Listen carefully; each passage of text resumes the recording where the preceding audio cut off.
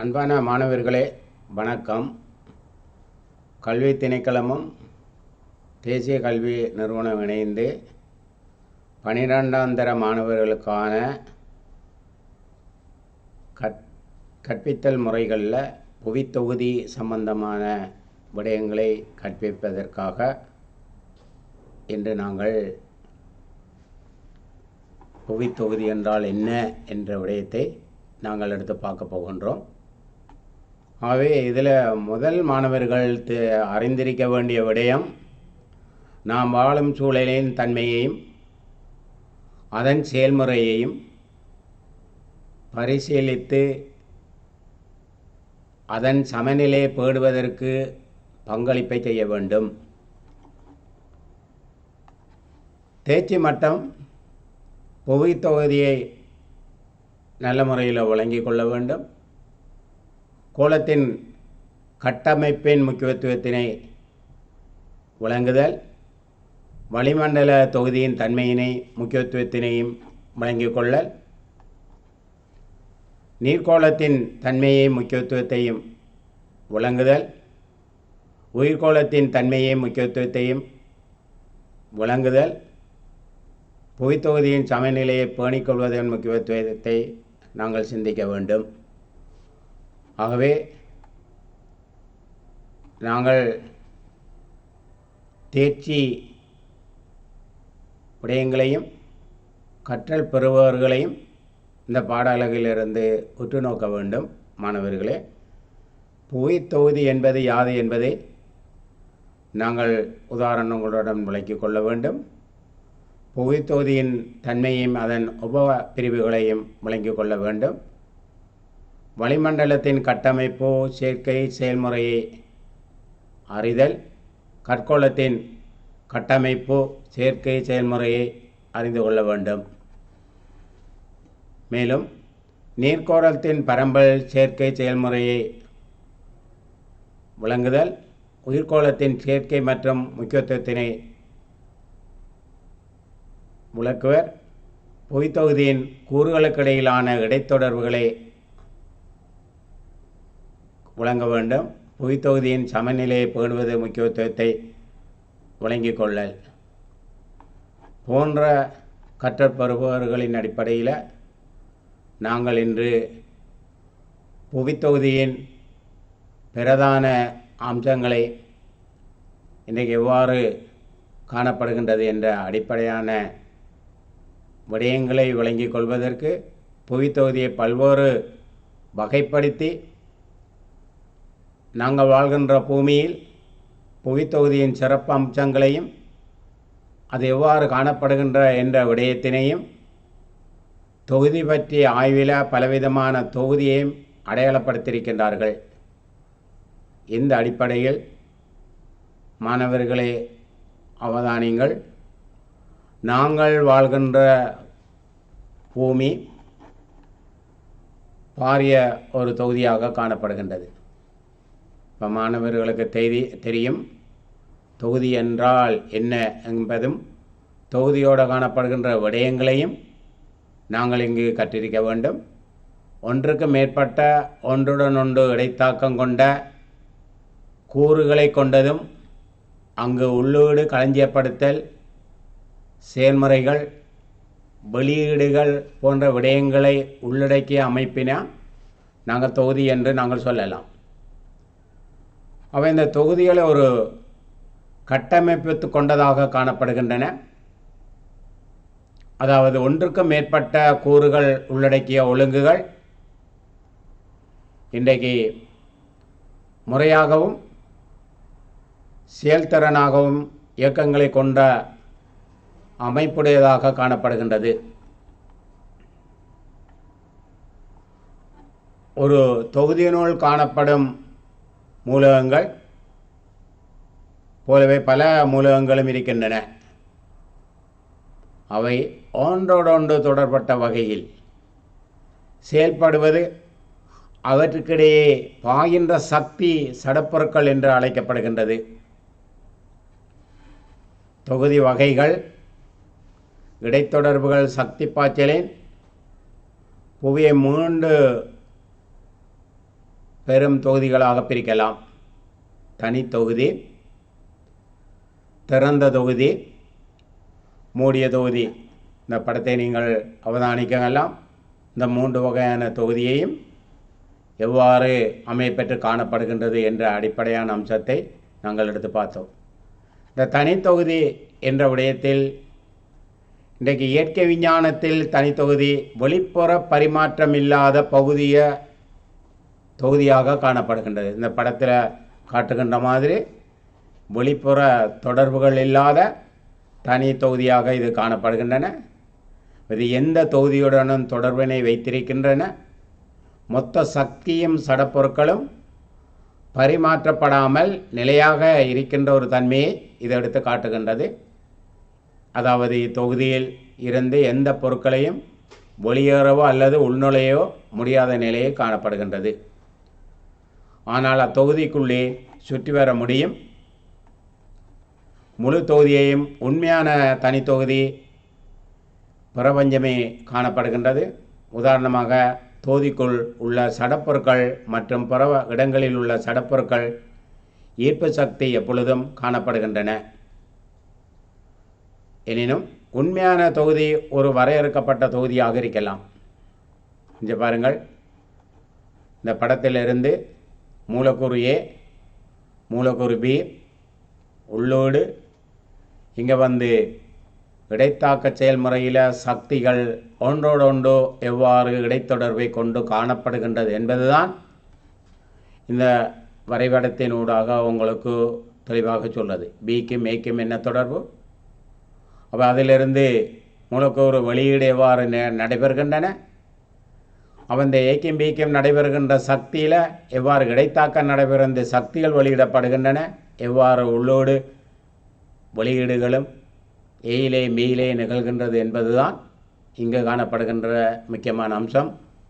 மூடிய தொகுதிக்கு தனித்தொகுதி சமனாகாது என்பது முக்கியமான கவனத்தில் கொள்ளப்பட வேண்டிய விடயமாக இருக்கின்றது. உண்மையில் மூடிய தொகுதி பொருட்களை சுற்றியுள்ள பகுதியாக அனுப்ப முடியாது. ஆனால் சக்தி பரிமாற்றத்தை கொள்ள முடிகின்ற ஒரு தன்மையாக இந்த படம் எடுத்து காட்டுகின்றது. ஆனால் தனித்தொகுதியில் இந்த படத்தை நீங்கள் அவதானியுங்கள். சடப்பொருட்கள் பரிமாற்ற சக்தி அதனை சூழ்ந்துள்ள பகுதியில் பரிமாற்ற கொள்ளாது. இது ஒரு கோட்பாடாகவே காணப்படுகின்ற ஒரு அம்சமாக இருக்கின்றது. திறந்த தொகுதி, இது தொகுதியின் செயல்பாட்டுக்குரிய சக்தி சடப்பொருட்களையும் இந்த படம் காட்டுகின்றது. சக்தி அமைப்பு, எவ்வாறு வெளியீடு, உள்ளீடு, அவை இந்த தொகுதியிலிருந்து பெறப்பட்ட சக்தியின் சடப்பொருட்களையும் இது வெளிப்படுத்துகின்றது. உதாரணமாக நாங்கள் ஒரு ஆற்று தொகுதியில் இருக்கின்ற அம்சங்களை எவ்வாறு என்பதை நாங்கள் தெளிவாக உதாரணமாக புரிந்து கொள்ளலாம். இத்தொகுதியில் உள்ளீட்டுக்கு புறச்சூழலில் தங்கியிருப்பதுடன் அதன் காரணமாக அளவான வெளியீட்டை பெற்றுக்கொள்ளப்படுகின்றது. ஒரு தொடர்ச்சியான தொழிற்பாட்டுக்கு இத்தொகுதி புதிய உள்ளீடுகளை வேண்டி நிற்கின்றது. இயற்கை தொகுதியாகவும் திறந்த தொகுதியாகவே காணப்படுவதை நாங்கள் எடுத்து பார்க்கலாம். இந்த படத்திலிருந்து நாங்கள் அவதானித்த விடயங்கள் தான் இடைத்தாக்கங்களும் செயல்முறைகளும் எவ்வாறு நடைபெற்று கொண்டிருக்கின்றன. அவை சமுத்திரம் ஒரு திறந்த தொகுதியாக காணப்படுகின்றது. மாணவர்களுக்கு சமுத்திர பகுதி தெரியும். நீர்க்கோளத்தின் ஒரு பகுதியாக சமுத்திரம் காணப்படும். இது மேற்பரப்பு நீர்க்கோளமாகவும் வளிமண்டலத்துக்கும் இடையில் ஒரு நெருக்கமான தொடர்பை காணப்படுகின்றது. இப்போ ஞாயிற்று கதிர்வீச்சால் வளிமண்டல தொடர்பு, ஏனைய சமுத்திரங்களுக்கான தொடர்பு இந்த வரைபடம் காட்டுகின்றது. அந்த வளிமண்டலத்தின் ஊடாக வருகின்ற ஞாயிற்று கதிர்வீச்சால் சமுத்திரத்தினால் உறிஞ்சப்படுகின்றது. சமுத்திரத்தினால் உறிஞ்சப்பட்ட சக்தி ஆவியாக்கம் மூலம் மீண்டும் வளிமண்டலத்துக்கு அனுப்பப்படுகின்றது. அதாவது ஆவியான வெப்பத்தை வளிமண்டலத்துக்கு ஆவி நிலையில் கடத்துகின்றது. இதனை மறைவெப்பம் என நாங்கள் கூறுகின்றோம். அவை நீராவி வளிமண்டலத்தில் நுழையும் போது சாதாரணமாக வளிமண்டலத்துக்கும் சமுத்திர பகுதியிலேயும் நாங்கள் ஆவியாக்க நிகழ்கின்ற போது அந்த நீராவி வளிமண்டலத்துக்குள்ளே மேலெழுந்து நுழைகின்ற போது ஈரப்பதன் அதிகரித்து, அதாவது அந்த நேரம் ஒடுங்க நிலையை அடைகின்றன. முகில்களின் தோற்றம் பெற்று அந்த ஈரப்பதன் போதுமாக இருக்கின்ற போது நீராவி ஒடுங்கி நீராவியிலிருந்து வெப்பம் இழக்கப்படுகின்ற தன்மை இங்கு உருவாக்கப்படுகின்றது. இதனூடாக படிவீழ்ச்சியாக மீண்டும் சமுத்திரத்தை வந்தடைகின்ற நிலையில் நீர்க்கோளத்துக்கும் வளிக்கோளத்துக்கும் ஞாயிற்று சக்தி கதிர்வீச்சலுக்கும் இடையில் ஒரு மறைவெப்பம் காரணமாக சடப்பொருட்கள் மற்றும் மறைவெப்பம் காரணமாக நீராவி படிவீழ்ச்சி காரணமாக பரிமாற்றப்படுகின்றன. ஆகவே இங்கு குறிப்பிடக்கூடிய விடயம் என்னென்றால், சடப்பொருட்களும் நீராவியும் படிவீழ்ச்சியும் எவ்வாறான நிலைகளில் பரிமாற்றத்துக்குள்ளாக்கப்படுகின்றது. புவியினுடைய அனைத்து தொகுதிகளையும் திறந்த தொகுதியாகவே கொள்ளப்படுகின்றது. ஏனென்றால் அவற்றுக்கிடையே சக்தியின் சடப்பொருட்களும் பரிமாற்றத்துக்குள்ளாக்கப்படுகின்றது. இதை நீங்கள் பார்க்கலாம். இங்கே ஆவியாக்கம் ஞாயிற்று கதிர்வீச்சல்ல தன்மைகளிலிருந்து எவ்வாறு ஆவியாக்கம் ஞாயிற்று உச்சம் கொடுக்கின்ற தன்மையை பொறுத்து வேறுபடுகின்றன. நேரடியான கதிர்வீச்சல் கிடைக்கின்ற போது அதிகமான வெப்பத்தையும், சாய்வான கதிர்வீச்சல் கிடைக்கின்ற போது குறைவான வெப்பம் நிகழ்கின்றது. ஆகவே இந்த அடிப்படையில் ஆவியாக்க ஆவியிப்பு அந்த பிரதேசத்தின் தன்மையினை பொறுத்து அகலக்கோட்ட அடிப்படையில் வேறுபட்ட நிலையில் சென்று பனிவடை நிலை அடைந்து ஒடுங்கி படிவீழ்ச்சிகளாக ஒரு நிலையத்தை ஈரமாக்கின்ற ஒரு செயல்முறையாக மீண்டும் புவியை வந்தடைகின்ற ஒரு தன்மையை நிகழ்கின்ற போது அந்த இடத்துல மறை வெப்பம் உண்டு சமுத்திர பகுதியிலிருந்து தொழிற்படுகின்றன. ஆகவே இந்த மூடிய தொகுதி இந்த செயற்பாட்டு தேவையான பதார்த்தங்களையும் சக்தியும் பெற்று மீளவும் சக்தியை வெளியிடுமாயின் அது மூடிய தொகுதியாக காணப்படுகின்றன. அவை இது சக்தியானது உட்செல்ல வெளிவர முடியுமாயின் இந்த திணிவு பதார்த்த பரிமாற்ற நிகழ்வதில்லை. இதற்கு வளிமண்டல தொகுதி ஒரு குறிப்பிட்ட அம்சமாக காணப்படுகின்றது. இந்த வரைபடத்தை ஒரு மூடிய தொகுதி எவ்வாறு இயங்குகின்றது என்பதை மாணவர்கள் அவதானித்து கொள்ள வேண்டும். ஆகவே இந்த புவி தொகுதியில் ஒரு மூடிய தொகுதியாக காணப்படுகின்றது. இந்த தொகுதியில் பிரபஞ்சத்துக்கு இடையில் சடப்பொருட்கள் பரிமாற்றப்படவில்லை. சக்தியானது சூரியனிலிருந்து கதிர்வீச்சல் மூலமாக புவி மேற்பரப்புக்கு வந்தடைகின்றது. ஏனென்றால் இயக்க பண்பு சக்தி, நிலைப்பண்பு சக்தி, எல்லா சக்தியும் கதிர்வீச்சல் மூலமாக கிடைக்கின்ற சக்தியாக காணப்படுகின்றன. அவை மீண்டும் ஞாயிற்று கதிர்வீச்சலை நாங்கள் அல்பிடோவாக மீள் வெளியிடப்படுகின்றன. இது வளிமண்டலத்துக்கும் புவி மேற்பரப்புக்கும் பயன்படாமல் திருப்பி அனுப்பப்படுகின்ற கதிர்வீச்சல். இந்த சக்தி அதன் எல்லையை தாண்டி கடத்தப்பட்டாலும் உண்மையில் சடப்பொருள் கடத்தப்படுவதில்லை. இதனால் தொகுதி மூடிய தொகுதி என்று அழைக்கப்படுகின்றது. ஆகவே இங்கே பாருங்கள், மூடிய தொகுதியில் இருக்கின்ற அம்சம், அதை திறந்த தொகுதியில் இருக்கின்ற அம்சம், இங்கே மூடிய தொகுதியில் இருக்கின்ற விடயம். இந்த ரெண்டு விடயத்திலேயும் எவ்வாறான நிலைகளில் சக்தி பாய்ச்சல் உள்ளாக்கப்படுகின்றது என்பது தான் இங்கே காட்டுகின்ற வரைபடமாக இருக்கின்றது. அவை இந்த அடிப்படையில் புவி தொகுதியின் செயல்முறைகளை நாங்கள் எடுத்து அவதானிக்க வேண்டியிருக்கின்றது. மாணவர்கள் புவி தொகுதி என்றால் என்ன, இதில் கட்கோளம் மாணவர்களுக்கு தெரியும். கட்கோளம் என்று சொன்னால் நாங்கள் வாழ்கின்ற பூமியின் பரப்பு. வளிக்கோளம் எங்களை சூழ்ந்திருக்கின்ற குறிப்பிட்ட உயரம் வரையில் பரந்திருக்கின்ற வளிமண்டல அம்சம். இந்த கட்கோளத்தில் இருக்கின்ற நீர்கள். ஆகவே இந்த கட்கோளத்திலே நீர்க்கோளத்திலேயும் உயிர்கோளமாக வாழ்ந்திருக்கின்ற உயிரின தன்மைகள் ஆகியவற்றை உள்ளடக்கிய சூரிய சக்தி மூலமாக கொண்டு இன்றைக்கு கூறுகள் ஒன்றோடு ஒன்று கிடைத்தாக்கமடைகின்றன. உள்ளீடு களஞ்சியப்படுத்தல், வெளியீடு போன்ற செயல்முறையுடன் கூடிய இயக்க நிலை கொண்ட அமைப்பாக இந்த புவித்தொகுதி காணப்படுவதை நாங்கள் எடுத்து பார்க்கலாம். பௌதீக, இரசாயன மற்றும் உயிரியல் இடைவினை செயற்பாடுகள் இங்கே நடைபெறுகின்றமையால் இந்த படத்திலிருந்து நீங்கள் பார்க்கலாம். வளி, நீர், உயிரின தன்மைகள், கற்கோளம் இது எவ்வாறு ஒன்றோடொன்று தொடர்பட்டு காணப்படுகின்றன, உள்ளடக்கப்படுகின்றன. ஆகவே இந்த ஒவ்வொன்றும் ஒன்றோடொன்று தொடர்பட்டு இருப்பதன் காரணமாக என்னென்னு சொன்னால், இங்கே இருக்கின்ற இந்த வளிமண்டலத்தோட எது தொடர்பட்டிருக்கின்றன, கற்கோளத்தோட எது தொடர்பட்டிருக்கின்றன, நீர்க்கோளம் எவ்வாறு தொடர்பட்டிருக்கின்றன. அவை இந்த புவியினுடைய இயற்கை வட்ட செயல்முறைகளில் பார்க்கின்ற போது இங்கு இந்த படத்திலிருந்து நீங்கள் அவதானிக்கலாம். கார்பன், நீர், நைட்ரசன், பாஸ்பரஸ், சல்பேட் ஏனைய எல்லா வட்ட செயல்முறைகளும் புவியின் உட்பகுதியை நோக்கி நடைபெறுகின்ற செயல்முறையாக காணப்படுகின்றன. அவை இந்த மனித சமூக பொருளாதார முறைமையாகிய புவித்தொகுதிக்குள் உள்ளடக்கப்படுகின்றன. பெரும்பாலான விடயங்கள் மனித முறையானது புவித்தொகுதியினை மாற்றுகின்ற திறனை தன்னகத்தை கொண்டு காணப்படுகின்றன. இப்போ நாங்கள் வளிக்கோளத்தின் தன்மையை, முக்கியத்துவத்தை நாங்கள் எடுத்து பார்க்க போகின்றோம். ஆகவே இங்கு புவியை சுற்றியுள்ள மெல்லிய வாய்ப்படலமே வளிக்கோளம். இது புவியீர்ப்பு காரணமாக புவியை சூழ்ந்து 800 கிலோமீட்டர் உயரம் வரை பறந்து காணப்படுகின்ற அம்சமாக இருக்கின்றது. உண்மையில் அதன் நடத்தியானது புவி மேற்பரப்பிலிருந்து உயிரை செல்ல செல்ல குறைவடைந்து உயிரினங்களில் வாழ்க்கைக்கு மிக அவசியமான ஒன்றாக இந்த வளிக்கோளம் காரணமாக இருக்கின்றன. இந்த வளிமண்டலம் பல படைகளாக அமைந்து காணப்படுகின்றன.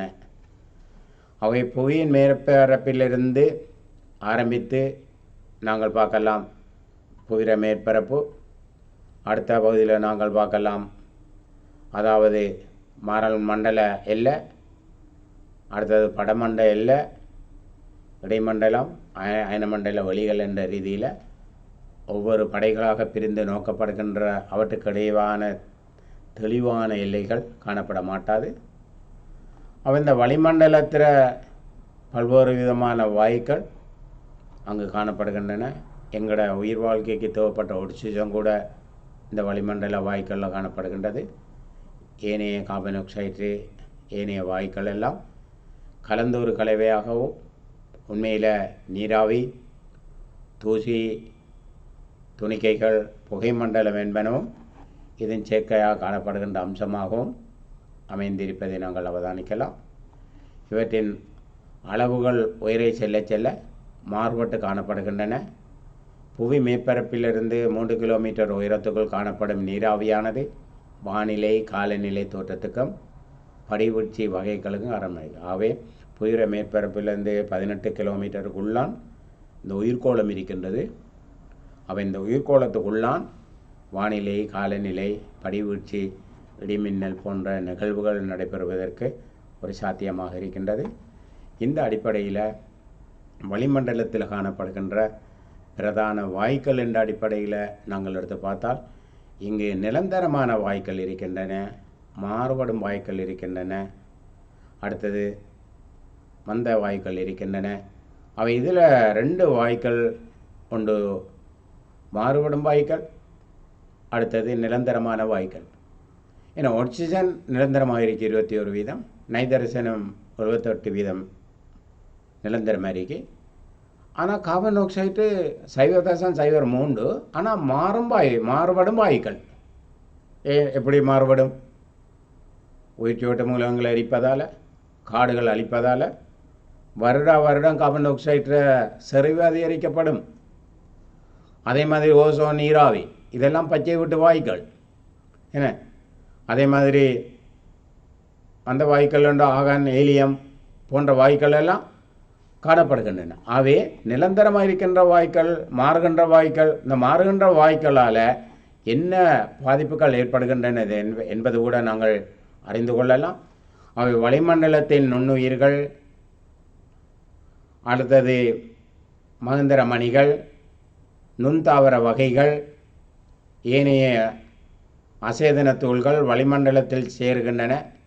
இது எரிமலை வெடித்தல், ஆய கற்கள் எரிதல், வானுதீதிகள் காற்றசைவினாலும் புவி மேற்பரப்பிலிருந்து கொண்டு செல்லப்படும் சேதன அசேதன பொருட்கள் போன்றன இந்த உயர் வளிமண்டலத்தை சென்றடைகின்ற தன்மையை இந்த படம் காட்டுகின்றது. அவை இவ்வாறு சென்றடையும் சேதன அசேதன துகள்கள் வானில் பல்வேறு நிற ஒளிக்கதிர்கள் உருவாக்கப்படுகின்றன. நீரியல் வட்டத்தில் ஒடுங்கற் செயல்முறைக்கு முன்னரான கருத்துக்கட்டலும் காரணமாக அமைகின்றன. இத்தகைய முக்கியத்துவம் வாய்ந்த வளிக்கோளம் புவி தொகுதியின் ஒரு முக்கிய அம்சமாக காணப்படுவதை நாங்கள் எடுத்து பார்க்கலாம். பாருங்கள், நாங்கள் வாழ்கின்ற பூமி, இதில் ஏறக்குறைய 18 கிலோமீட்டர் மாறல் மண்டலம் இருக்கின்றது. இதுதான் உயிர்கோளம். இதில் நாங்கள் சொல்கின்ற வானிலை, காலநிலை, ஏனைய முகில் போன்ற அம்சங்கள் நீரியல் வட்ட செயல்பாடு நடைபெற்று கொண்டிருக்கின்றன. இதுக்குள்ளாக நாங்கள் சொன்ன வாய்க்கள் இருக்கின்றது. மாணவர்கள் இந்த படத்தை நல்ல முறையில் அவதானிக்கலாம். அதுக்கு மேலே படமண்டலம் இருக்கின்றது.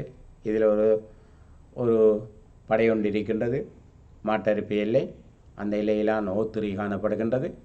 அப்போ அதுக்கு மேலே இடைமண்டலம், வெப்பமண்டலம், ஏனைய அயனமண்டல ஒளிகள் என்று நாங்கள் பிரித்து பார்க்கலாம். ஆனால் விஞ்ஞானிகள், புவியியலாளர்கள் இதில் மாறல் மண்டலத்தையும் படைமண்டலத்தையும் இடைமண்டலத்தையும் ஓரின மண்டலம் என்று பிரித்திருக்கின்றார்கள். ஆனால் உண்மையாக ஆய்வுகளில் இந்த மண்டலங்களை பற்றிய ஆய்வு இன்றைக்கும் ஒரு முடிவிலியாக காணப்படுவதை நாங்கள் எடுத்து பார்க்கலாம். இருந்தாலும் இதுவரையில் கண்டுபிடிக்கப்பட்ட விடயங்களை வைத்துக்கொண்டு வளிமண்டலத்தின் பிரதான படைகளை நாங்கள் எடுத்து பார்த்தால், நாங்கள் முதலாவது சொன்ன படை என்று சொல்லப்படுகின்ற போது புவியிற மேற்பரப்பிலிருந்து ஏறக்குறைய 18 கிலோமீட்டருக்கு உட்பட்ட தன்மையை அல்லது கிலோமீட்டர் வரையிலாக பறந்து காணப்படுகின்ற படையை மாறல் மண்டல படை என்று நாங்கள் சொல்லலாம். இப்படையில் மிக கீழமைந்த வளிமண்டல படையாக காணப்படுகின்றது. இது கடல் மட்டத்திலிருந்து ஒவ்வொரு 1000 மீட்டருக்கும் இது என்ன செய்யப்படுதுன்னா 6.4 சி வெப்பநிலை வீழ்ச்சி அடைகின்றது. அவை இந்த நிலைகளில் நாங்கள் எடுத்து பார்க்கின்ற போது 100 மீட்டர் கடல் மட்டத்திலிருந்து நாங்கள் ஒரு கரையோர பகுதியிலிருந்து 100 மீட்டருக்கு நாங்கள் உயர்ந்த இடத்துக்கு கொண்டு செல்கின்ற போது, தரைத்தோற்ற வேற்றுமையாக உயர்ந்த இடத்துக்கு சொல்கின்ற போது 0.64 பாகை வெப்பநிலை வீழ்ச்சி அடைவதை நாங்கள் எடுத்து பார்க்கலாம். அவை இந்த அடிப்படையில் இன்றைக்கு வளிமண்டல செயல்பாடுகள் முக்கியமான ஒரு நிகழ்வாக காணப்படுகின்றது. நீராவி, முகில் உருவாக்கம், வானிலை செயல்பாடு காணப்படுகின்றன. அடிக்கடி வளிமண்டல அசைவுகளும் அதனோடு தொடர்புடைய சீரற்ற நிலைமைகளையும் இன்று காணப்படுகின்றன. மொத்த வளி உள்ளடக்கத்தில் 96% வாயுக்கள் இந்த வலயத்துக்குள்ளே காணப்படுகின்றன. இந்த மாறல் மண்டலத்தின் மேல் எல்லை மாறல் தரிப்பு எல்லை அல்லது மாற்றரிப்பு எல்லை என்று நாங்கள் சொல்லலாம். இந்த மாறல் மண்டலத்தையும் படை மண்டலத்தையும் இது பிரிக்கின்றது. இவ்வெல்லையில் வெப்பநிலையானது மேலே செல்ல செல்ல குறைவதற்கு பதிலாக படிப்படியாக அதிகரித்து செல்வதை நாங்கள் எடுத்து பார்க்கலாம். அடுத்த மண்டலம் படை மண்டலம். இது மாறல் மண்டலத்துக்கு மேல் நிலைக்குத்தாக 12 கிலோமீட்டர் தொடக்கம் 50 கிலோமீட்டர் வரையில் காணப்படுகின்ற மண்டலம். மேலே செல்ல செல்ல வெப்பநிலை படிப்படியாக அதிகரித்து செல்கின்றது. இந்த படை மண்டலத்தின் கீழ்ப்பகுதியில் ஓசோன் படை காணப்படுகின்ற O3, இது புவியின் பாதுகாப்பு வலயமாக இருக்கின்றது.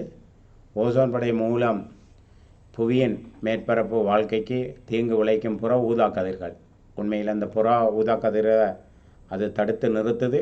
இல்லாவிட்டால் எங்களுக்கு தோல் நோய், புற்றுநோய், பச்சையமில்லாத நிலையை உருவாக்கக்கூடிய அளவுக்கு புவியிற மேற்பரப்பு இந்த உயிர்கோளம் பாதிக்கப்படும். அதனை தடுக்கின்ற ஒரு படை இந்த மேற்பரப்பில் இருக்கின்றது. இதனால் வெப்பமடைகின்ற தன்மையும் இங்கே ஏற்படுகின்றன. அவை தற்கால மனித செயற்பாடு காரணமாக இந்த carbon oxide, chlorofluoro carbon, CFC அதிக அளவு வெளியேற்றப்படுவதன் காரணமாக ஓசோன் படையானது சிதைவடைந்து தேய்வடைந்த நிலைக்கு உள்ளாக்கப்பட்டு வருவதும் அதனை நிவர்த்தி செய்வதற்கு இன்று அதுக்கான மாநாடுகள் கூட்டி அதுக்கான தீர்வுகள் மேற்கொள்ளப்பட்டிருக்கின்றது. அவை இங்கு தீங்கு விளைவிக்கின்ற புற ஊரா கதிர்கள் புவியை நோக்கி வந்தடைகின்றன. சாத்தியக்கூறுகள் காணப்படுகின்றன. படைமண்டலத்தின் மேல் எல்லை படைத்தரிப்பு எல்லை என்று அழைக்கப்படுகின்றன. அவை இடைமண்டலம் புவி மேற்பரப்பிலிருந்து 50 தொடக்கம் 90 கிலோமீட்டர் வரையிலான உயரத்தில் காணப்படுகின்றது. இங்கு வெப்பநிலை மேலே செல்ல செல்ல குறைவடைகின்றது. சராசரி வெப்பநிலை -95°C இது காணப்படுகின்றது. இங்கே நீராவி எப்பொழுதும் உறை நிலையில் காணப்படும். தூசி துணிக்கைகள் இங்கு காணப்படுவதில்லை. இப்பகுதியில் வீசும் காற்றை வேகம் கூடியதாக காணப்படுவதை நாங்கள் அவதானிக்கலாம். இப்படை மிக குறைவாக அமுக்கம் கொண்ட படையாக 50 கிலோமீட்டர் உயரத்தில் இது காணப்படுகின்றது. இடைமண்டலத்தின் மேல் எல்லையில் இந்த இடைத்தரிப்பு எல்லையும் வெப்பநிலையும் நிலையானதாக காணப்படுவதை நாங்கள் எடுத்து அவதானிக்கலாம். ஆகவே வெப்பமண்டலம் என்று சொல்லப்படுகின்ற மண்டலம் உண்மையில் இந்த வெப்பமண்டலத்தின் எல்லை இது 120 கிலோமீட்டர் வரையில் பறந்து காணப்படும். இப்படையில் வெப்பநிலை மேலே செல்ல செல்ல இட உயரத்துக்கு ஏற்ப அதிகரித்து காணப்படுகின்றது. இங்கு அதிகமான வெப்பநிலை காணப்படுகின்றது. இங்கு வேகமான வெப்பநிலை அதிகரிப்பு இது காணப்படுகின்றன. இந்த ஆக்சிஜன் அணுக்களும் ஏனைய அம்சங்களும் இங்கு அதிகளவு காணப்படுவதை நாங்கள் இந்த மண்டலத்திலிருந்து அவதானிக்கலாம். வாயுக்கள் மிக வேகமாக இப்படையில் நகர்ச்சி அடைகின்றன. ஆகவே இந்த வாயுக்களை மிக குறைவான அடர்த்தினை கொண்டு காணப்படுகின்றன. படை மண்டலத்தின் மேல் எல்லை நாங்கள் இவ்வாறு எடுத்து பார்க்கலாம். அவை வளிமண்டலத்திற முக்கியத்துவம். இன்றைக்கு ஏன் எங்களுக்கு வளிமண்டலம் அவசியம்? தாவர ஒளித்தோப்புக்கு தேவையான கார்பன் ஆக்சைடை வழங்குகின்றது. உண்மையில் தாவரத்துக்கு தேவையான கார்பன் ஆக்சைடை வழங்கினாதான் அது ஆக்சிஜனை வெளியிடுது. நாங்கள் உயிர் வாழலாம். நாங்கள் வெளியிடுற ஆக்சிஜனை தாவரம் பயன்படுத்துது. அந்த ஒளித்தோப்பின் மூலமாகத்தான் இரசாயனத்தக்க சமன்பாடு இவ்வாறு அமைந்து காணப்படுகின்றது. மாணவர்கள் இந்த சமன்பாட்டை நீங்கள் அடுத்து அவதானித்து கொள்ளலாம். அவை இந்த உயிரின சுவாசத்துக்கு வளிமண்டலத்துக்கு துணை புரிகின்ற இந்த சமன்பாடு கூட எப்படி அந்த மாற்றங்களுக்கு உள்ளாக்கப்படுகின்றது. அவை இந்த நீரியல் வட்ட செயலுக்கு பங்களிப்பு செய்கின்ற முக்கியமான ஊடகமாக இது காணப்படுகின்றது. ஆவியாக்கம் வளிமண்டலத்தில் அதிகமான நேரம் தங்கி காணப்படுகின்ற தன்மையும் வளிமண்டலத்தில் காணப்படும் ஓசோன் படையானது உயிரினங்கள் வாழ்க்கைக்கு சாத்தியமாக்குவதாக காணப்படுகின்றன. சூரியனில் இருந்து வருகின்ற புறா ஊதா கதிர்களை உறிஞ்சி உயிரினங்களை பாதுகாக்கின்ற தன்மையாக இது காணப்படுகின்றது. அவை புவி வெப்பநிலையை உயிரின வாழ்க்கைக்கு ஏற்ற முறையில் வளிமண்டலத்தில் பேணப்படுகின்ற ஒரு தன்மை இங்கு காணப்படுகின்றது. இங்கு அலை பரிமாற்றம் நடைபெற தேவையான மூலகங்களை வழங்குகின்ற ஒரு அம்சமாக இது காணப்படுகின்றது. வளிமண்டலத்தில் ஒளி அலைகள் எவ்வாறு செவிமடுக்க முடியாத நிலை காணப்படுகின்ற அம்சங்களையும் நாங்கள் எடுத்து பார்க்கலாம். இப்போ இதுவரையில் கற்ற விடயத்திலிருந்து மாணவர்கள் நாங்கள் வாழ்கின்ற பூமியில கற்கோளத்திற தன்மையும் முக்கியத்துவத்தையும் நாங்கள் இந்த இடத்துல பார்க்க போகின்றோம். நாங்கள் வாழ்கின்ற புவியிற ஓட்டு பகுதியில் காணப்படுகின்ற ஒரு படைதான் இந்த கற்கோளம். உண்மையில் நாங்கள் புவியிற மேற்பரப்பில் இருந்து அது பூமி பெற்ற வெயிலில் 300 மீட்டருக்கு 9 பாகை C வெப்பநிலை அதிகரிக்கப்படுவதின் காரணமாக மையப்பகுதியில் அதிக வெப்பத்தின் காரணமாக இருக்கின்ற பாறைகளும் கனிமங்களும் அங்கு கரைசலாக்கப்பட்டு அந்த மக்மா புவி பாறைப்பட தளங்களில் இருக்கிற பிளவினூடாக மேநோக்கி வருகின்றன. அந்த நேரம் கண்ட ஓட்டில் சீயலையும் சமுத்திர ஓட்டில் சீமாவையும் அங்கு தள்ளுகின்றன. அந்த கண்ட ஓட்டில் லாவா வடிவில் சீலை சிலிக்க அலுமினியத்தையும் இங்கே லாவா வடிவில் சீமா மக்னீசியத்தையும் ஏற்படுத்துவதன் காரணமாக இந்த அம்சங்கள் என்ன செய்யப்படுது என்றால் கட்கோளத்தில் தோற்றம் பெற்று காணப்படுகின்றது. இந்த நீல நிறமாக இருப்பது அதாவது சமுத்திரோடு, இங்கே இருக்கிறது கண்டோடு, இது மையப்பகுதி. இங்கு 300 மீட்டருக்கு 9 பாகை சி வெப்பநிலை அதிகரிக்கப்படுவது. இங்கே வெப்பநிலை அதிகரிக்கப்பட்டு பாறைகளும் இரசாயன கனிமங்களும் இங்கு உருகி அங்கு மக்மா தோற்றம் பெற்று புவி பாறைப்பட தளங்களில் இருக்கின்ற பிளவினூடாக வெடிப்பினூடாக மேநோக்கி சமுத்திர ஓட்டில் சீமா லாவா வடிவில் சீமாவையும் கண்ட ஓட்டில் அது சீயலையும் தள்ளுகின்றன. அவை இவ்வாறு உருவாக்கப்பட்ட கட்கோளம் புவி மேற்பரப்பு அம்சங்களில் சிறப்பான ஒரு விடயமாகவும் கண்டங்கள், மலைத்தொடர்கள், மேட்டு நிலங்கள், பரிசை நிலங்கள், சமவெளிகள், பள்ளத்தாக்குகள், சாய்வுகள் என்ற எல்லா வகையான நில உறுப்புகளையும் இங்கு தோற்றம் பெற்று காணப்படுவதை நாங்கள் இந்த கட்கோளத்திலிருந்து அவதானிக்கலாம். ஆகவே ஆரம்ப காலத்தில் ஒரே கண்டத்திணிவாக இருந்தன. அதாவது இதெல்லாம் ஒரே கண்டத்திணிவாக காணப்பட்டதின் காரணமாக தான் இதை நாங்கள் பஞ்சா கண்டம் என்று நாங்கள் சொல்கிறோம். இதை பின்னுள்ள படத்தில் நீங்கள் பார்க்கலாம். கண்டங்களின் சமுத்திரமும் ஒன்றாக இருந்தன, பஞ்சா கண்டம். ஆகவே இந்த கண்டம் இவ்வாறு இருந்து தனித்தனி கண்டங்களாக உருவதற்கு கற்கோளத்தில் காணப்படும் மென்பாறை குழம்பு இது காரணமாக இருந்தன. இவ்வாறு திண்ணலுக்கான அடிக்கட்டையாக அடையல்பாறைகள் மூடப்பட்ட நிலையில் இன்று காணப்படுகின்ற நிலத்தீவுகள் பல மில்லியன் வருடங்களுக்கு முன் தோன்றியிருக்கலாம் என்ற கருத்தை தான் இது காட்டுகின்றது. இத்திணிவை சுற்றியே கண்டங்கள் வளர்ச்சியடைந்தமையால் இன்றைக்கு கண்டை பரிசை நிலங்கள் தோற்றம் பெற்றிருக்கின்றது, கெனடிய பரிசை நிலங்கள் தோற்றம் பெற்றிருக்கின்றது. அவ்வாறு அண்டார்டிகா தக்கன பரிசை நிலங்கள், இவ்வாறு ஆப்பிரிக்கா மேட்டு நிலங்கள் என்பன இன்றைக்கு கண்ட பரிசை நிலங்களாக இன்றைக்கு காணப்படுகின்றது. இவ்வாறு பஞ்சா கண்டம் இவ்வாறு இருந்து நகர்த்தப்பட்டதின் காரணமாகத்தான் பல மில்லியன் வருடத்துக்கு பிறகு இன்றைய நிலை அடைந்தன. அவை இவ்வாறு வந்து இந்த கற்கோளம் இவ்வாறு தான் உருவாக்கப்பட்டிருக்கின்றதுதான் இன்றைய கருத்தாக காணப்படுகின்றது. ஆகவே இந்த கண்ட ஓட்டில் உள்ள மற்றொரு கற்கோள தொகுதி ஒரு மலைத்தொடராக இருக்கின்றது. உண்மையில் இந்த அமெரிக்கா கண்டத்தின் மேற்கு கரையோரமாக ரொக்கி அந்தீஸ் மலைத்தொடரையும் நாங்கள் ஏனைய ஐரோப்பிய, ஆப்பிரிக்கா, ஆசிரியா கண்டங்களில் இணைக்கின்ற பகுதிகளில் நாங்கள் அட்லஸ் மலைகளையும் ஏனைய இமயமலை தொடரையும் இன்றைக்கி உலகத்தில் இரும்பெரும் மலைப்பிரிவுகள் காணப்படுகின்றன. அவை கடல் மட்டத்திலிருந்து சில மீட்டர் உயரத்துக்கு காணப்படும் தானிலங்களை சமவெளி என்று நாங்கள் சொல்லலாம். அவை தானிலங்களாக காணப்பட்ட பிரதேசங்களில் பிற்காலத்தில் ஏற்பட்ட படியற் செயல்முறையினால் பொதுவாக சமவெளிகள் உருவாகின. அவை இதனாலேயே இவை வண்ட சமவெளியாக தோற்றம் பெற்று காணப்படுகின்றன.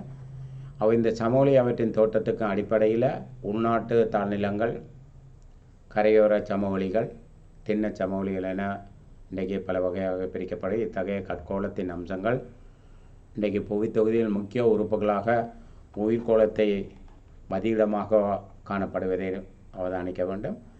இப்போ நாங்கள் படித்த கற்கோளத்தின் முக்கியத்துவத்தை மாணவர்கள் அறிய வேண்டும். எமது வாழ்க்கைக்கு தேவையான கனியங்களை அங்கிருந்து தான் நாங்கள் எடுக்கின்றோம். உண்மையாக என்ன கனியங்கள் இருக்கின்ற மாணவர்கள் சொல்லுங்கள் பார்க்கலாம். என்ன நிலக்கரி என்று சொல்லலாம், என்ன கனிய எண்ணெய் என்று சொல்லலாம், இயற்கை வாயு, ஏனைய அம்சங்களையும் நாங்கள் எடுத்து பார்த்தால் மனித வாழ்க்கைக்கு தாவர வளர்ச்சிக்கும் இந்த கற்கோளம் ஒரு அம்சமாக இருப்பதன் காரணமாகத்தான் இங்கே தாவரங்களும் மனிதனும் வாழக்கூடிய ஒரு நிலையை இங்கே உருவாக்கி கொள்கின்றன. உண்மையில் நீர்க்கோளத்தின் தன்மையும் முக்கியத்துவம் அடுத்ததாக நாங்கள் கற்றுக்கொள்ள வேண்டிய விடயம். மாணவர்கள் கற்கோளத்திலிருந்து நாங்கள் இப்போ நீர்க்கோளத்துக்கு வந்திருக்கின்றோம். நீர் எங்களுக்கு அவசியம், எங்களோட உயிர் வாழ்க்கைக்கு நீர் அவசியம். நீர் இல்லாமல் நாங்கள் உயிர் வாழ முடியாது. அவை இந்த அடிப்படையில் நாங்கள் உணவில்லாட்டி ஒரு மாதமேனும் இருக்கலாம், நீர் இல்லாட்டி நாங்கள் ஆகக்கூடாது 5 நாள் கூட உயிர் வாழ முடியாது. அவன் இந்த நீரில் பதிலீடும் இல்லை, பிரதியிடும் இல்லை, நீருக்கு நீர் தான். அவை இந்த அடிப்படையில் எங்களுக்கு தெரியும் நாங்கள் கற்கோளத்தில் 29 வீதம் இருந்தாலும் நீர்க்கோளம் 71 வீதமாக இருந்தாலும் அதில் 97 வீதமான நீர் உவர் நீராக இருக்கின்றது. அவை இருக்கின்ற நீரைத்தான் அந்த நீர்க்கோளத்திற தன்மையைத்தான் நாங்கள் எல்லாரும் பயன்படுத்த வேண்டி இருக்கின்றது. இந்த அடிப்படையில் இன்றைக்கு நீர தன்மைகளும் அம்சங்களும் உயிரின வாழ்க்கைக்கு மிக அவசியமான ஒரு அம்சமாக அமைந்து காணப்படுவதை நாங்கள் எடுத்து பார்க்கலாம். உயிரினங்களில் தோற்றத்திற்கு இன்றைக்கு நீர்க்கோளம் ஒரு முக்கியமான அம்சமாக இருக்கின்றது. அவை இந்த அடிப்படையில் உயிரினங்கள் அழிவுக்கும் காரணமான மாறு விதத்தில் மாசுபட்டு கொண்டிருக்கின்ற ஒரு தன்மையை நாங்கள் எடுத்து பார்க்கலாம். இப்போ எங்களுக்கு தெரியும், இப்போ நீரை மாசடைய வைப்பதின் காரணமாக அங்கு இரசாயன கனிமங்கள் அல்லது அகழ்வு நடவடிக்கைகள், பரிசோதனைகள், நச்சு வாயுக்கள் இந்த நீரில் செலுத்தப்படுவதால் உயிரினங்களுக்கு அச்சுறுத்தல் ஏற்படுகின்ற ஒரு தன்மையை நாங்கள் இந்த பாடத்திலிருந்து நாங்கள் எடுத்து பார்க்கின்றோம். இவ்வாறான ஒரு தன்மையிலிருந்து தான் அந்த நீர்க்கோளத்தில் காணப்படுகின்ற ஒரு அம்சத்தை நாங்கள் எடுத்து அவதானிக்கக்கூடியதாக இருக்கின்றது. அவை எந்த நிலைகளிலிருந்து இந்த உயிர்கோளத்தின் தன்மையை முக்கியத்துவத்தை நாங்கள் அறியலாம். இப்போ நாங்கள் படித்த பாட அலகிலிருந்து மாணவர்கள் சிந்திக்க வேண்டும். வளிக்கோளம் படிச்சிருக்கின்றோம், நாங்கள் கற்கோளம் படிச்சிருக்கின்றோம், நீர்க்கோளம் படிச்சிருக்கின்றோம், அடுத்த உயிர்கோளம் படிக்கின்றோம். நாங்கள் இது ஒவ்வொன்றையும் வட்டமாக கீறலாம். என்ன, ஒன்று வளிக்கோளம், ஒன்று இங்கால நீர்க்கோளம், இங்கால கற்கோளம், இங்கால உயிர்கோளம். இப்போ இது ஒன்றோடொன்று தனிக்கு வாழ முடியுமா?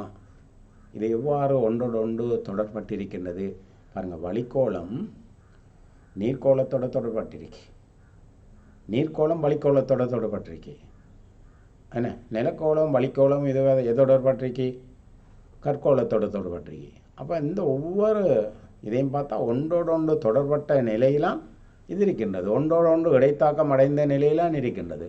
ஒன்றும் இங்கே தனித்து வாழ முடியாத அளவுக்கு இந்த அமைந்து காணப்படுகின்றது. இந்த அடிப்படையில் உயிர்கோளத்தின் தன்மையை முக்கியத்துவத்தையும் நாங்கள் எடுத்து அவதானிக்க போகிறோம்.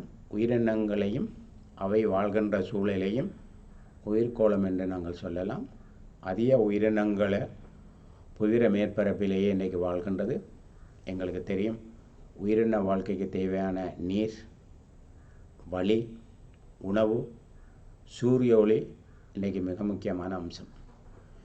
அவை இந்த உயிரினங்கள் இன்றைக்கு முக்கியம் அடைந்து காணப்படுகிறது. இந்த படத்திலிருந்து பாருங்கள், இந்த ஒவ்வொன்றும் ஒவ்வொரு வகையான நிலையில் ஒன்றோடொன்று தொடர்புகளை, இடைத்தாக்கங்களை ஏற்படுத்தக்கூடிய நிலையிலாம் இந்த புவி தொகுதியோடையும் உயிரினங்களில் வாழ்க்கைய தன்மையும் ஒன்றோடு ஒன்று இணைந்து காணப்படுகின்றது. நீங்கள் ஒரு சூழலில் நீங்கள் எடுத்து பார்க்கலாம். அது ஒரு குளச்சூழலாக இருக்கலாம், அல்லது ஒரு காட்டுச்சூழலாக இருக்கலாம், அல்லது எவ்வாறான ஒரு ஈரநில அமைந்து காணப்படுகின்ற வித்தியாசமான சூழல்களிலிருந்து இந்த உயிரின தன்மைகளும் ஏனைய உயிரின புவி மேற்பரப்பில் வாழ்கின்ற அம்சங்களும் எவ்வாறு ஒன்றோடொன்று தொடர்பட்டு காணப்படுகின்றது என்ற ஒரு அம்சத்தை தான் நாங்கள் இதிலிருந்து நாங்கள் அடுத்து அவதானிக்கின்றோம். இந்த தன்மைகள் அண்டு உயிர் மண்டலத்தில் இயற்கை சக்தியை வழங்குகின்ற உண்மையில் எல்லா சக்திக்கும் அடிப்படை காரணம் சூரியன். நான் இதுக்கு முந்தைய சொன்னேன், இயக்கப்பண்பு சக்தி, நிலப்பண்பு சக்தி. இதன் காரணமாக தான் எல்லா சக்தியும் பெறுகின்றன, எல்லா மூலப்பொருட்களும் உருவாக்குகின்றன. இப்போ எல்லாத்துக்கும் சக்தியை வழங்கக்கூடிய ஒரு சூரியன். அவை இந்த அடிப்படையில் தாவரங்கள் சூரிய சக்தியும் பிரதானமாக மண்ணிலிருந்து மண்ணீரத்தையும் வளிமண்டலத்தில் கார்பன் ஆக்சைடையும் பயன்படுத்தி இன்றைக்கு ஒளித்தோப்பின் மூலம் உணவு தயாரிக்கப்படுகின்றது. அவை இவ்வாறு வருகின்ற உயிரினங்களுக்கு உணவளிக்கின்றன. அவை இந்த நேரம் உயிரின மண்டலம் சூரிய சக்தி இந்த உற்பத்தியாக்கிகள் மூலம் உள்வாங்கி சகல உயிரினங்களையும் உணவு சங்கிலி உணவுலை என்பதன் மூலம் சக்தி பாய்ச்சல் என்ற செயல்முறையின் கீழ் தொடர்படுத்தப்படுகின்றது. இதில் மாணவர்கள் கவனிக்க வேண்டும், ஒவ்வொரு இடத்திலேயும் ஒவ்வொரு விதமான சக்தி பாய்ச்சல் வலையமைப்புகள் காணப்படுகின்றன. ஒரு சூழலில் வாருங்கள், வெட்டுக்கிளி புல் இருக்கின்றது, அங்கு வெட்டுக்கிளி இருக்கின்றது, தவளை இருக்கின்றது, பாம்பு இருக்கின்றது, மயில் இருக்கின்றது. இது எவ்வாறான ஒரு சூழத்தொகுதிக்குள்ளே இந்த உணவுச் சங்கிலி இருக்கின்றது? உற்பத்தியாளன் தாவரங்கள், இதில் முதலாம் நுகரி, இரண்டாம் நுகரி, மூன்றாம் நுகரி மட்டங்கள் என்ன நடக்கின்றது? சூழத்தொகுதி ஒன்றோடொன்று எவ்வாறு இடைத்தாக்கம் அடைகின்றன, இதன் தன்மைகள் எவ்வாறு காணப்படுகின்றன என்ற விடயத்தையும் நாங்கள் இந்த பாட அலகிலிருந்து கற்றுக்கொள்ள வேண்டும். ஆகவே இந்த அடிப்படையில் இந்த முக்கியமாக உயிர்கோளம் என்று சொல்லப்படுற இந்த தனி அங்கி தொடக்கம், இனம், குடி, சூழத்தொகுதி, இந்த உயிர் தொகுதி என்ற ஒழுங்கமைப்பில் மட்டங்கள் இன்றைக்கு காணப்படுகின்றன.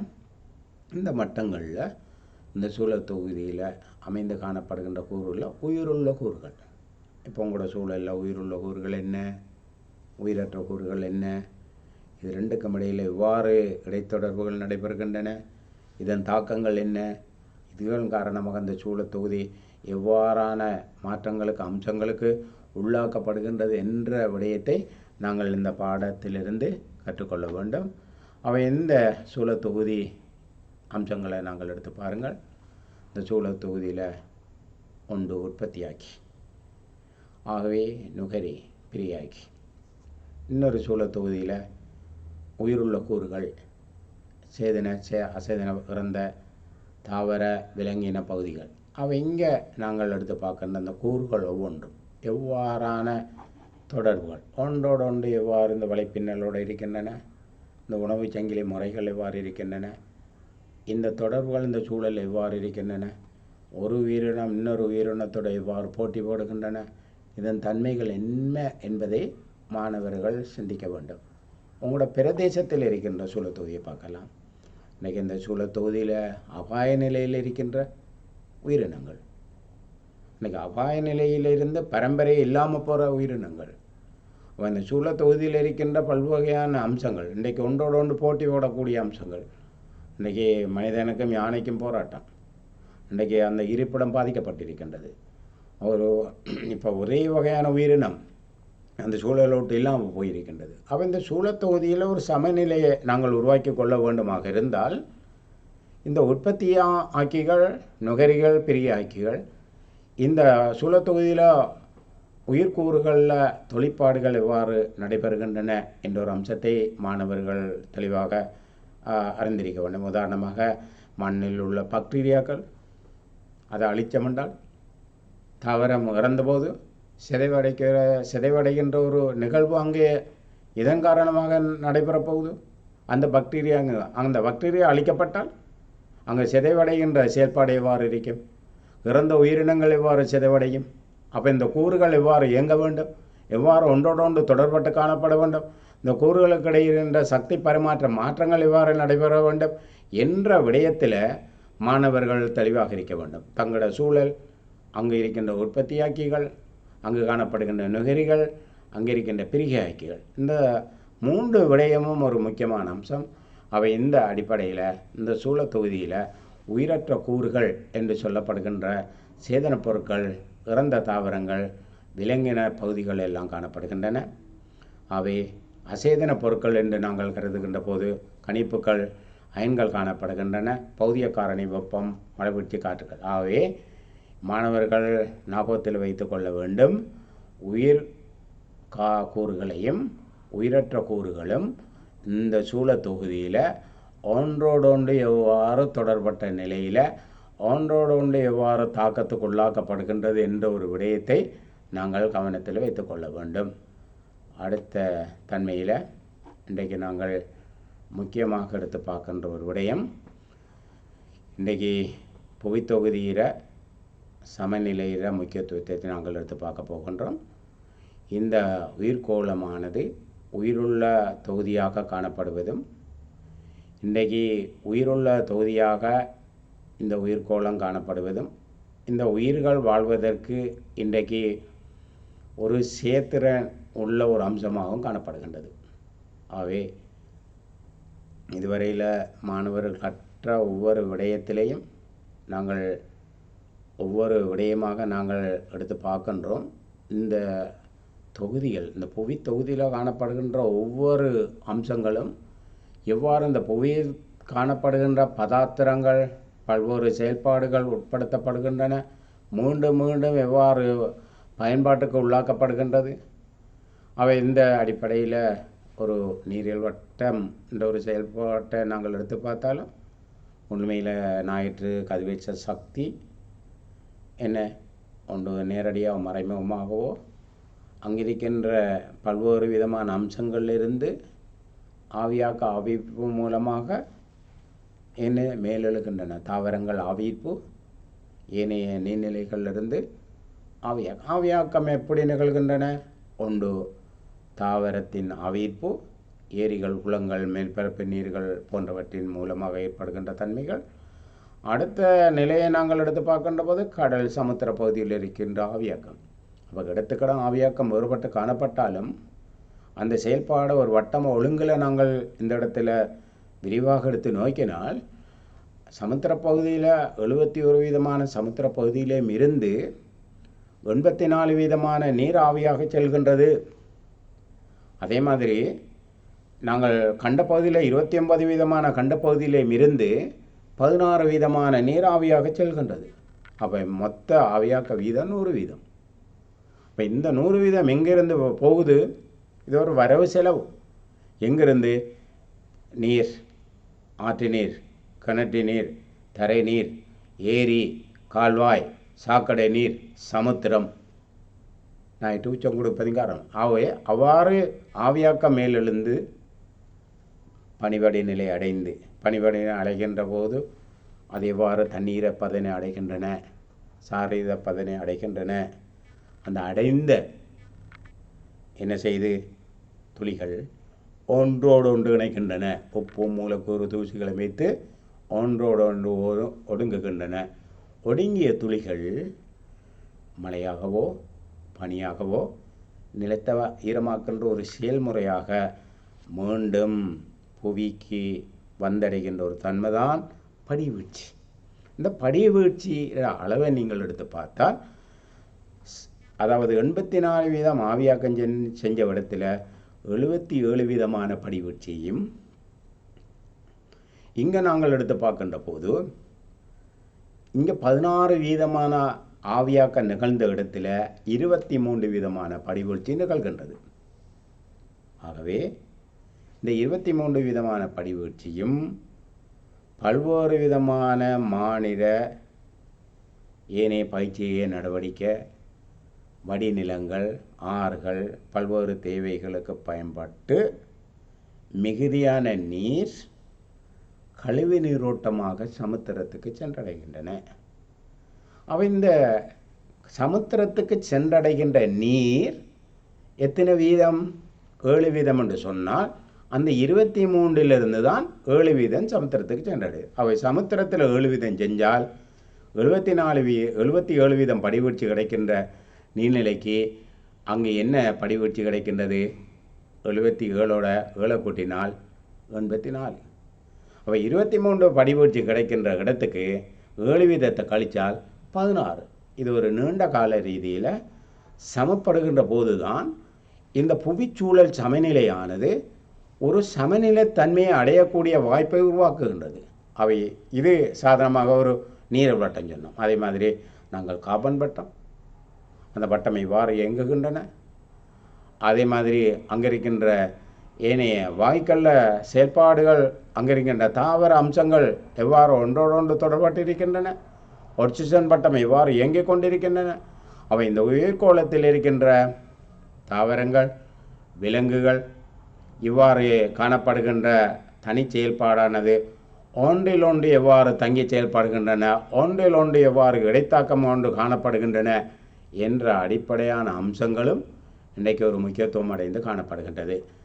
அவை இந்த தன்மைகளிலிருந்து அம்சங்களிலிருந்து நாங்கள் எடுத்து பார்க்கின்ற மிக முக்கியமான ஒரு தன்மையை எடுத்து பார்த்தால், இன்றைக்கு நாங்கள் தொழில்நுட்ப வளர்ச்சியினால் இன்று உயிர்ச்சூழல் மனிதன் வகிக்கின்ற பங்கு இன்றைக்கு சூழல் சமநிலையில் இன்றைக்கு வெகுவாக பாதிக்கப்பட்டிருக்கின்றது. ஆகவே ஏனென்றால் நாங்கள் செய்யப்படுகின்ற நகராக்கம், இப்போ நகராக்கம் என்று சொல்லக்குள்ள சூழல் தொகுதி ஏனைய உயிரின வாழ்க்கை அவை நகரத்தை திட்டமிடுகின்ற போது அங்களிக்கப்படுகின்ற காடுகள் என்ற மேல் காடாக்க திட்டம் அங்கு செயல்படுத்த வேண்டிய சிஸ்டங்களை நாங்கள் உருவாக்கி கொள்ள வேண்டும். இப்போ பயிற்சிய நடவடிக்கைகள் என்று சொல்லப்படுகின்ற போது நீங்கள் தெளிவாக கொண்டு விளங்கி கொள்ள வேண்டும். சாதாரணமாக செய்யப்படுகின்ற பயிற்சிய நடவடிக்கைக்கும், அதாவது நாங்கள் காடு அழித்து சேனை பயிற்சியை ரூதியாக செய்யப்படுற பயிற்சிய நடவடிக்கை, கூடுதலான வளமாக்கிகள் பாய்க்கப்பட மண்ட திறன் அளிக்கப்படுகின்ற தன்மைகள், அதன் காரணமாக அந்த வட்டம் நைதரசன் வட்டம் பாதிக்கப்படுகின்ற தன்மை, பொசுபரசு வட்டம் பாதிக்கப்படுகின்ற தன்மை, அவை இந்த வட்டங்கள் பாதிக்கப்படுகின்ற கார்பன் வட்டத்தில் தாக்கம் ஏற்பட்டால் எங்கே போய் இதில் தாக்கத்தை கொண்டு இருக்கின்றன? சமநிலை தன்மையில். அவை ஒரே வகையான தாவரத்தை அழித்தாலும் இதே பிரச்சனை ஏற்படுது, ஒரே வகையான உயிரினங்கள் அழித்தாலும் இதே தன்மை ஏற்படுகின்றன. இப்போ ஒரே வகையான தன்மைகளை நாங்கள் அழித்து போட்டு இங்கே நாங்கள் மட்டும் வாழலாம் என்ற ஒரு நிலையில் உருவாக முடியாது. இப்போ நாங்கள் இந்த சூழல் தொகுதியை தன்மையோட நாங்கள் ஒவ்வொரு நடவடிக்கையும் நாங்கள் அவதானிக்கின்ற போது, இப்போ முதலாம் நுகரியை அழித்து போட்டு வாழலாமா, அல்லது ரெண்டாம் நுகரியை நாங்கள் அழிச்சிட்டா முதலாம் நுகரிக்கு என்ன நடக்கும், அவை மூன்றாம் நுகரிக்கு என்ன நடக்குது? அவை அங்கேயும் சமநிலை குழம்புது. அவை சமநிலை எங்கே குழம்புது? அந்த இடங்களில் பல்வேறு வகையான தாக்கங்களை ஏற்படுத்துகின்றது.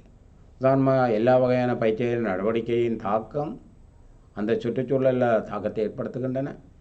அதே மாதிரி அகழ்வு நடவடிக்கைகள் மேற்கொள்ளப்படுவதன் காரணமாக ஏற்படுகின்ற தன்மைகள், அந்த அகழ்வு நடவடிக்கைகள் என்று சொல்லும் போது உலகத்தில் நிலக்கரி அகழ்வு இன்றைக்கு பாரிய அளவில் ஏற்படுகின்றன. தங்கத்தை தேடி நடைபெறுகின்ற அகழ்வு உங்களுக்கு தெரியும். பிரித்தானியாவில் கூட இந்த அகழ்வுகள் நடைபெறுகின்ற போது கூடுதலான பேர் இடிபாடுக்குள்ளே இல்லாமல் போகின்ற அவ்வளோ ஆழமான நிலையில் அகழ்வை மேற்கொள்கின்றார்கள். அவை இந்த நிலைகளில் புவி தன்மைகளில் மாற்றங்கள் ஏற்படுகின்றன. அடுத்தது காடழித்தல். இன்றைக்கு மிக மிக துரிதப்படுத்தப்பட்ட காடழிப்பு. நாங்கள் அங்கே வாயுக்களை பற்றி படிக்கோம். அப்போ இந்த காடழிப்பால் என்ன நடக்குது? இந்த வாயுக்கள் அங்கே போய் என்ன செய்யப்படுதுன்னு சொன்னால் கார்பன் ஆக்சைடு செறிவு அதிகரிக்கப்படுகிறது. அப்போ இந்த காட்டுக்குள்ளே வாழ்கின்ற உயிரினங்கள், அங்கே இருக்கின்ற உணவுச் சங்கிலி, அங்கே இருக்கின்ற ஏனைய அம்சங்கள் எல்லாம் பாதிப்படைகின்றன. அவை காடழிப்பு என்ற ஒரு விஷயத்தை நாங்கள் எடுத்து பார்த்தாலேயோ அது காலநிலையில் மாற்றத்தை கொண்டுருது, அல்லது பருவகாலங்களில் மாற்றத்தை கொண்டுருது, அல்லது ஓசோன் படலத்தில் மாற்றத்தை கொண்டுருது. அவை இந்த சூழல் சமநிலையை குழப்புது.